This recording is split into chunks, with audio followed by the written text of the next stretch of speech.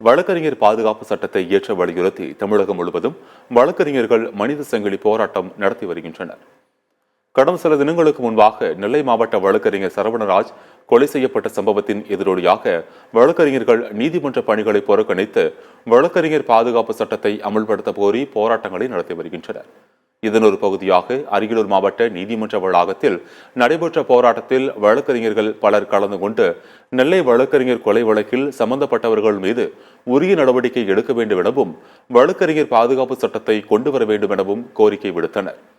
மேலும் புதுக்கோட்டையில் வழக்கறிஞர்கள் நடத்திய ஆர்ப்பாட்டத்தில் மத்திய அரசின் 3 குற்றவியல் சட்டங்களை திரும்ப பெற வேண்டும் என்றும் வலியுறுத்திய வழக்கறிஞர்கள் நீதிமன்ற பணிகளை புறக்கணித்து மனித சங்கிலி போராட்டத்தில் ஈடுபட்டனர். இதேபோல் தென்காசி ஒருங்கிணைந்த நீதிமன்றத்தின் முன்பாக நடைபெற்ற மனித சங்கிலி போராட்டத்தில் கலந்து கொண்ட வழக்கறிஞர்கள் வழக்கறிஞர் பாதுகாப்பு சட்டத்தை உருவாக்க வலியுறுத்தியும் மத்திய அரசின் 3 குற்றவியல் திருத்த சட்டங்களை திரும்ப பெற கோரியும் கோரிக்கை விடுத்தனர்.